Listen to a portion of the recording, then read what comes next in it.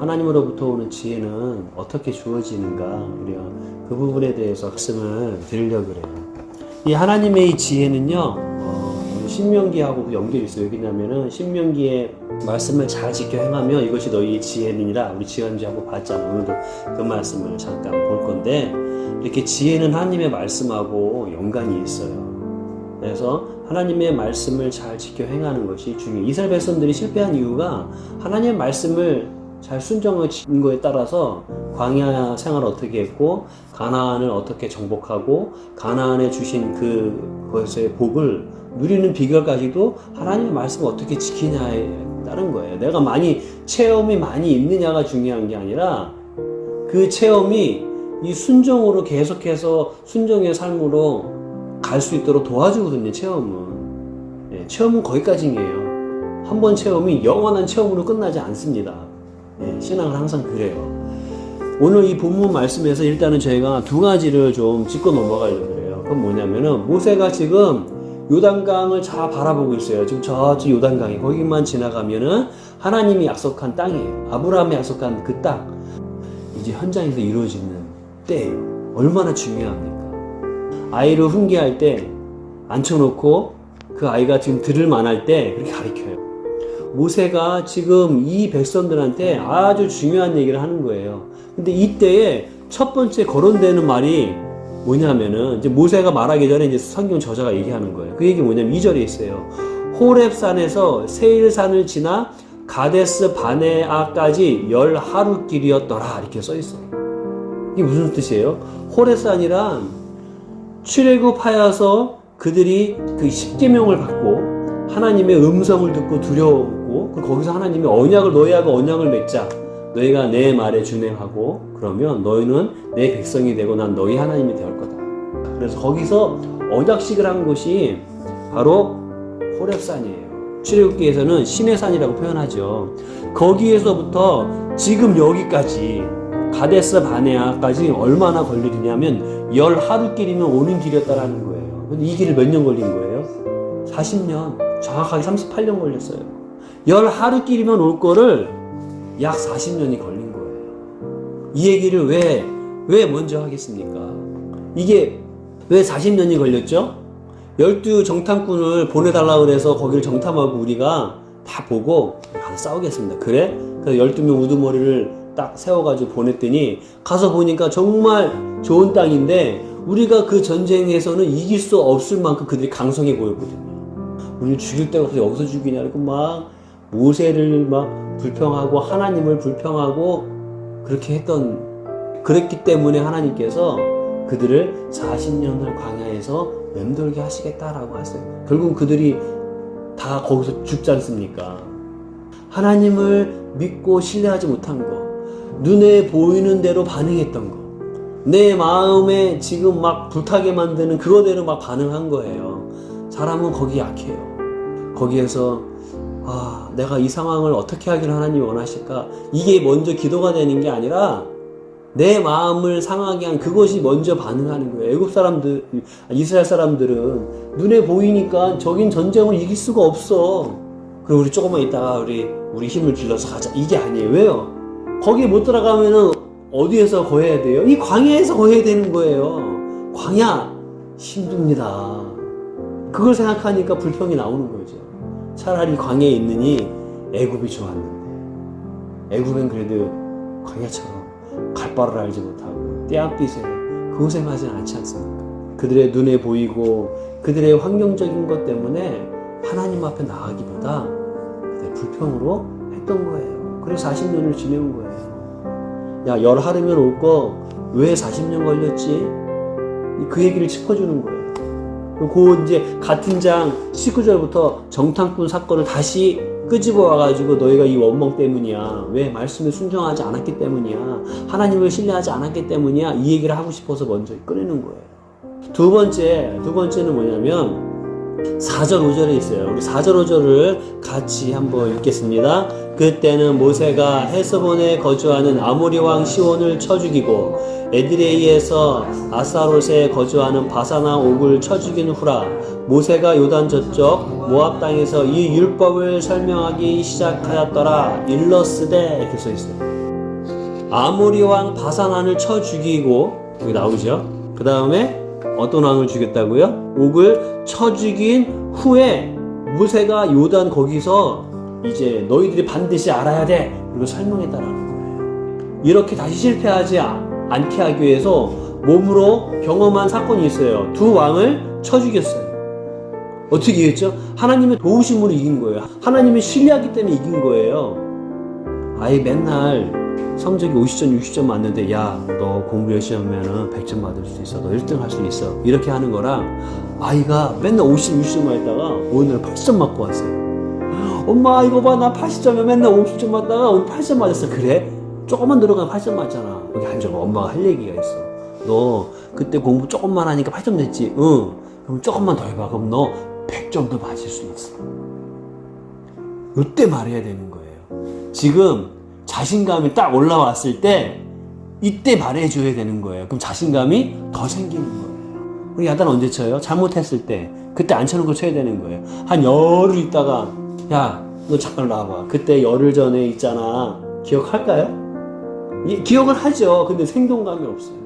내가 그때 잘못했다라고 막 여기고 있을 때, 뉘우치려고 할 때, 그때 하나님의 말씀이 들어오고 그러면 그때 성경 말씀이 깨달아지면 회개의 마음이 오는 거예요. 그래서 기록하는 거예요. 지금 두 왕을 쳐 죽인 후에 그때 모세가 얘기하는 거예요. 근데 지금 하나님 경험했잖아.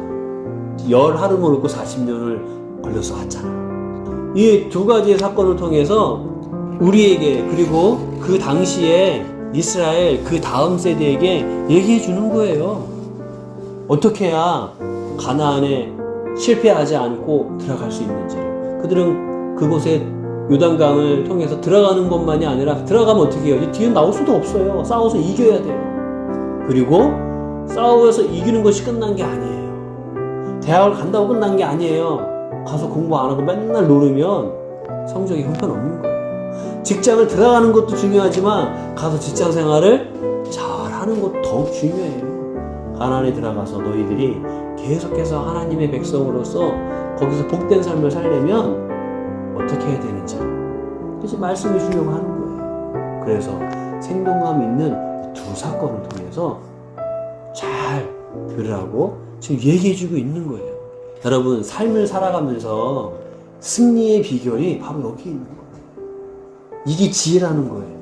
지혜는 그냥 머리가 비상해가지고 막 어떤 거를 참 그런 것만을 얘기하는 게 아니에요. 그런 것도 포함하지만 하나님의 뜻에 맞게 잘 분별하고 순종해야 때 순종하고 기다려야 할 때 기다리고 그렇게 하는 게 지혜인 거예요. 그래서 이 지혜가 어떻게 오느냐, 우리 지난번에 봤던 말씀 다시 한번 볼게요. 4장 6절 같이 읽어볼게요. 너희는 지켜 행하라. 이것이 여러 민족 앞에서 너희의 지혜여 너희의 지식이라. 그들이 이 모든 규례를 듣고 이르기를 이 큰 나라 사람은 과연 지혜와 지식이 있는 백성이로다 하리라. 여호와의 말씀을 지켜 행하라. 지켜 행한다는 게 무슨 뜻이에요? 지켜 행한다는 것은요, 여호와를 경외하고 두렵고 그 말씀이 생명이고 그분이 이 말씀대로 지켜 행하는 사람을 끝까지 지켜주신다라는 그러한 신뢰와 경외하는 마음으로 지키는 거예요. 그냥 이거 지켰으니까 그게 아니에요. 아이들이 엄마 심부름하면 뭐 1,000원 줄게. 그리고 심부름해요. 그 엄마가 왜 심부름하면은 1,000원을 줄까요? 심부름을 통해서 순종을 배우게 하는 거예요. 그쵸? 사회생활하면 윗사람이 시키면 거기 순종할 줄 알아야 돼요. 그것을 배우기 위해서 1,000원 주는 거예요. 근데 아이는 만약에 1,000원만이 처음에는 1,000원 받는 게 목적이니까 하겠죠. 근데 계속해서 돈 받는 게 목적이면 걔는 순종을 못 배워요. 아, 이렇게 하면 돈 버는구나. 눈치만 배워요. 돈 버는 눈치만 배워요. 그럼 잘못 배우는 거죠. 말씀을 지켜 행하는 거는 단순히 복 받기 위해서가 아니에요. 그걸 통해서 하나님을 경외하고 하나님의 백성다운 그것을 가리키는 거란 말이에요. 그게 지혜라는 거예요. 말씀대로 나 행했으니까 지혜 주세요 이런 사람이 아니라 하나님을 경외하고 지키는 사람에게 지혜를 어떻게 주는지를 성경에 그 예시적인 사람이 있어요. 그 중에 하나가 창세기에 나오는 요셉입니다. 요셉. 우리가 이 요셉을 통하여 좀 배우려고 해요. 여호와를 경외하는 것이 지혜의 근본이라고 했는데 요셉이 여호와를 어떻게 경외하며 그의 삶을 살았는지를 우리가 봤으면 해요. 여러분, 요셉이 형들한테 팔리지 않습니까? 그리고 애굽 보디발의 집에 있다가 억울하게 누명서도 감옥에 가요.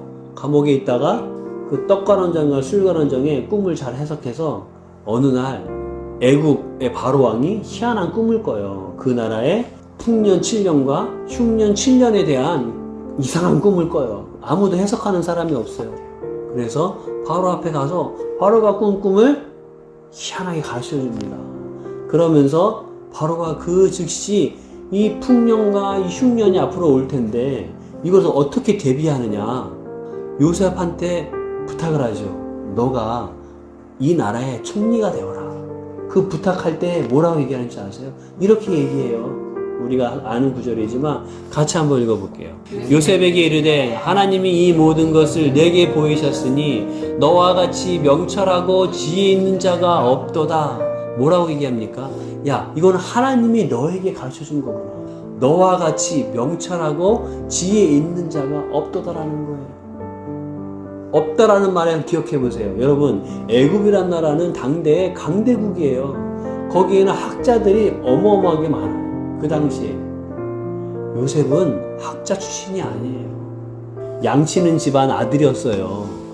그러다가 어떻게 해요? 종으로 팔려왔던 사람이고 감옥에 죄수 있는 그러한 신분의 사람이에요. 그 사람이 애굽의 학식이 높은 사람들, 지혜로운 사람들보다 더 지혜로운 거예요. 야, 너 같은 지혜를 가진 사람을 내가 여태까지 본 적이 없다. 말이 돼요, 안 돼요? 안 되는 일이 지금 생긴 거예요. 아까 우리 신명기 4장 6절에 뭐라고 써있어요? 너희는 지켜 행하라. 이것이 여러 민족 앞에서 너희의 지혜여 너희의 지식이니라 그랬죠. 애굽이 다른 민족이 이방 민족이지 않습니까? 그 이방 민족 앞에서 그것도 요셉 본인이 아니라 하나님을 모르는 바로가 요셉에게 신명기에 있는 말씀처럼 야, 너와 같은 지혜자가 어디 있느냐, 이것이 너희의 지혜요 라는 신명기의 말씀 그대로 이루어진 거예요. 요셉한테. 신기하지 않습니까? 그런 감옥에 있는 강간미수범 죄수인데 어떻게 그런 죄수가 한 나라의 총리가 되고 지혜자 중에 지혜자라는 이런 칭찬과 존경을 받는 사람으로 어떻게 이렇게 바뀌었냐라는 거예요. 이런 지혜는 어떻게 요셉에게 왔냐라는 거예요. 이 지혜가 어떻게 왔을까요? 여러분 잘 보세요. 요셉의 삶에 잘 보면요, 하나님이 그에게 꿈을 줬고 하나님이 그에게 함께 하였더라, 이러한 저자의 표현은 있지만 요셉이 직접 하나님을 대면하면서 하나님이 그에게 뭘 말씀하시거나 그에게 나타나거나 그런 장면은 없어요. 요셉의 삶을 잘 반추해 보세요. 어린 시절에 아버지의 사랑을 받았어요. 형들이 시기하기 시작했어요. 이 시기심이 있는데 어느 날 요셉이 두 꿈을 꾸지 않습니까? 그 꿈은 둘 다 똑같은 의미의 꿈이에요. 결국은 뭐냐면 형들과 부모가 자기 앞에 와서 자기에게 엎드려 절하는 꿈인 거예요. 자기가 더 높은 자리에 있게 되는 꿈인 거예요. 형들이 그 꿈을 듣고 이 녀석 봐라, 괘씸한 거예요. 그러다가 어느 날 동생이 아버지 심부름으로 형들 있는 곳을 보냈어요. 그때 그 꿈과 가뜩이나 아버지의 편애를 받은 요셉이 미워서 형들이 시기해서 그들을 웅덩이에 죽이려고 하다가 그나마 다른 형제 하나가 말려도 야, 죽이려니 그냥 팔자. 그래서 미디안 사람한테 팔아가지고 보디발의 집에 와서 종으로 살게 돼요. 그리고 거기에서 또 그 보디발의 아내가 유혹할 때에 둘만 있었지 않습니까? 거기에 응했으면 요셉은 거기에서 편하게 살았을 거예요. 근데 하나님이 자기의 이 상황을 보고 있기 때문에 난 그럴 수 없다. 그래서 형들한테 괘씸죄로 팔려왔는데 이번에 보디발의 아내가 자기 말의 뜻대로 아니 괘씸해가지고 어떻게 강간미수범으로 자기 남편한테 얘기해가지고 감옥에 가요.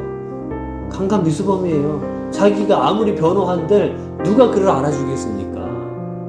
여러분이 요셉이라고 생각해보세요. 하나님 나에게 왜 이런 일이 생깁니까?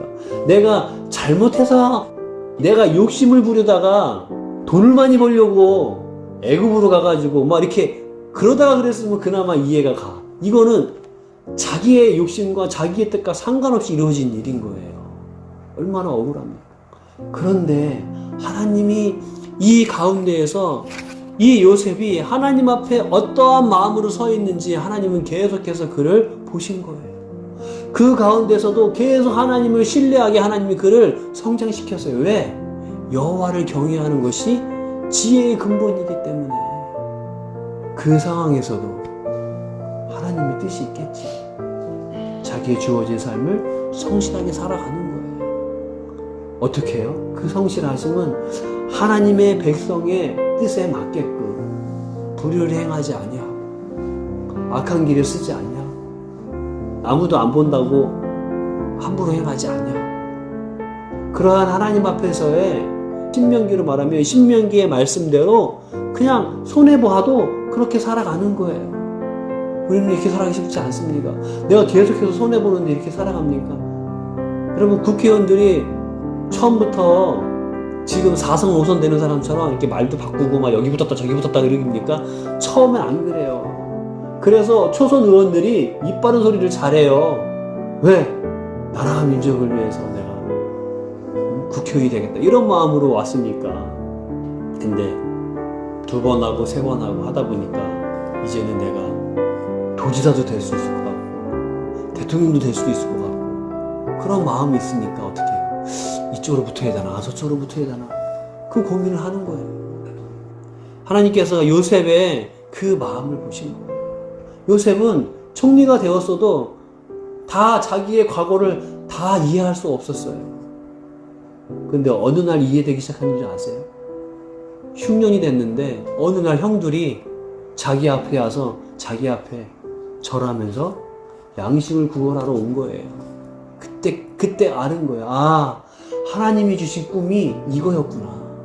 근데 이 꿈을 그냥 이루게 하신 게 아니라 형들의 시기심을 견디게 하고 보디발의 집에 종으로 살게 하고 억울하게 강간미수범으로 가고 거기서도 하나님을 신뢰하며 끝까지 그리스도인으로 하나님을 믿는 사람으로 계속해서 나를 그렇게 이끄셨구나. 이것을 위해서 나 하나 잘 먹고 잘 살아가는 게 아니라. 나중에 아버지인 야곱도 같이 와서 살지 않습니까? 야곱이 죽었어요. 형들이 두렵기 시작하는 거예요. 왜? 그들이 요셉을 시기한 것은요, 죽이기까지 시기했거든요. 진짜 죽이려고 시기한 거예요. 여러분 안에 정말 용서할 수 없을 만큼 그런 사건들이 있지 않습니까? 그것이 가까운 식구이든 아니면 지금 만나지 않는 사람이든 그런 사람들이 있지 않습니까?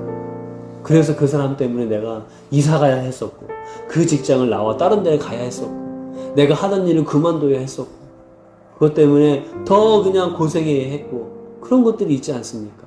그 형들도 자기들이 알고도 양심이 있잖아요. 그러니까 바로 요셉한테 와가지고 떨면서 우리를 살려달라고. 그동안 아버지의 그늘 앞에서 그럴 수가 없어서 되니까 이젠 아버지가 돌아가셨으니까 두려운 거예요. 그때 요셉이 뭐라고 얘기합니까?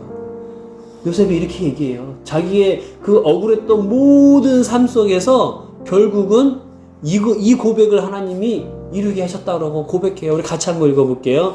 당신들은 나를 해하려고 하였으나 하나님은 그것을 선으로 바꾸사 오늘과 같이 많은 백성의 생명을 구원하게 하시려고 하셨느니라.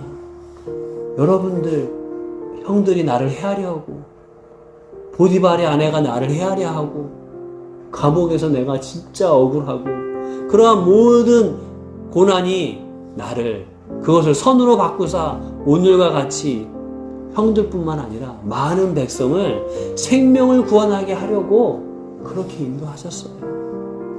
여호와를 경외하는 것이 지식의 근본이에요. 하나님은 여호와를 경외하는 자에게 하나님의 말씀에 두렵고 떨리며 지키는 자에게 하나님이 그에게 지혜를 주시고 복을 주셔요. 복은 단순히 물질을 받는 거를 복이라고 말하지 않아요. 그거는 복의 일부분일 뿐인 거예요. 지혜가 없으면요, 복을 받아도 그 물질의 복 때문에 그가 패가망신을 당합니다. 여호와를 경외하면 내가 가난해져도 그 가운데서도 여호와로 인한 복을 누려요. 그거를, 그 진주를, 그 보화를 얻는 우리가 되어야 돼요. 때때로는 예수님처럼 십자가 앞에서 어찌하여 나를 버리시나이까 그렇게 애타게 부르짖지만 그 사건이 부활의 영광을 갖고 그 사건이 많은 백성을 구원으로 이끌지 않습니까? 그런 면에서 요셉은 예수 그리스도의 예표인 거예요. 십자가의 고난을 통하여 부활의 사건, 많은 사람의 생명을 갖고 있는 복음의 놀라운 비밀을 십자가를 통하여 풀어지듯이 요셉의 고난을 통하여 그의 죽음과 같은 그 십자가를 통하여 그가 하나님의 영광을 경험할 뿐만 아니라 많은 백성을 하나님의 살아계시다라는 것을 흘려보내는 복된 그리스도인의 삶을, 예표의 삶을 사는 거예요.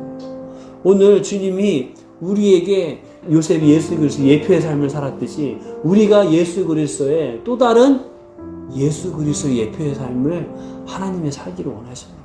그 지혜를 주기를 원하셔요. 그러면 어떻게 해야 돼요? 여호와의 말씀을 지켜 행하기 전에 여호와를 경외하는 자가 돼야 돼요. 지혜는 그냥 오지 않습니다.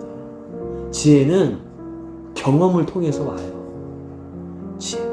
고난 가운데 내가 어떻게 하느냐라는 이 체험과 경험을 통해서 지혜가 주어지고 지혜가 주어집니다. 물론 솔로몬처럼 주어지는 지혜도 있어요.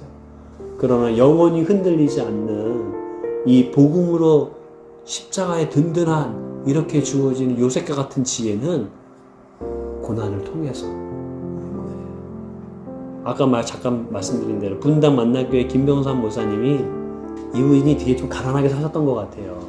그래서 유학을 가서 이제 신학을 공부하고 이제 사역을 하면서, 그리고 이분이 이게 노는 걸 좋아하신대요. 그렇다고 놀기만 하는 게 아니라 놀 때 놀고 공부할 때 공부하고 그때까지 그런 식으로 해서 자기는 성적이 항상 잘 나왔다라는 거예요. 신앙생활도 열심히 하나님 앞에 기도하고 열심히 하면 하나님 주신다 이거예요. 그렇게 설교하고 그렇게 사람들에게 가르쳤다라는 거예요. 열심히 사시고 하나님 말씀 잘 지키시고 그랬다라는 거예요. 근데 딸아이가 이게 태어날 때부터 지적장애가 아니라 약을 잘못 먹어서 지적장애가 됐다라는 거예요. 너무 억울하다는 거예요. 왜 이런 일이 나한테 생기는 거예요? 나의 의지와 노력과 상관으로 생긴 거잖아요. 그러면서 알게 된 거예요.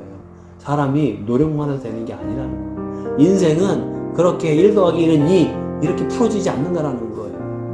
하나님 말씀을 딱딱딱 지킨다고 해서 신명기 28장 그렇게만 두어지지 않는다라는 거예요. 바른 길을 가도 악인에게 주어지는 일 같은 그러한 불의한 일들을 당하는 일이 있다라는 거예요. 전도서에 그런 얘기 나오잖아요. 어떤 일을 보니까 악인이나 의인이나 똑같이 불의한 일을 당하는 일이 있다라는 거예요. 하나님이 하시는 일을 다 알 수 없어요. 그래서 항상 딸 문제 때문에 항상 기도했다라는 거예요. 나중에는 그래요. 제가 부모니까 딸을 위해서 이렇게 그 애타는 마음으로 하는 것까지는 이해가 가겠는데, 그러면 딸아이가 겪어야 할 그 고통을 이해할 수 없다라는 거예요. 그건 내가 대신 줄 수 없잖아요. 그러면서 고통받는 사람들의 마음을 이해하게 되고 그런 사람들에게 마음이 가서 그런 사람들을 함께 베풀 수 있는 사역도 하게 되고, 그것 때문에. 그리고 목회자가 상담하러 오는 사람한테 다 대답할 수 없다라는 거를 자기가 겸허히 받아들이면서 그렇게 지금까지 목회하고 왔다는 거예요. 근데 그게 자기 목회에서 성공이라는 거예요. 그 고난 때문에 결국 뭐예요? 그 고난이 그분을 더 지혜롭게 만든 거예요. 그렇지 않습니까? 그래서 간단하게 우리가 말하면 지금 고민하는 그거 있지 않습니까? 여러분들, 저도 마찬가지예요. 그거를 주님 앞에 기도하며 어떻게 헤쳐나가야 될까요? 때때로 책도 보고 말씀에서 그 영감을 얻고 다른 사람에게서 영감을 얻으려고 하고 내가 해야 될 게 뭔가 그러면서 그 문제를 하나님 앞에서 그렇게 같이 고민하면서 나아가는 거예요. 하나의 생각을 통해서 뜻하지 않는 방법을 통해서 하나하나씩 그 일을 헤쳐나가는 게 그게 지혜로운 것이고 그게 여호와를 경외하며 하나님의 말씀을 준행하는 사람의 태도인 거예요. 우리가 오늘 말씀을 들은 말씀 생각하면서 같이 기도했으면 좋겠습니다.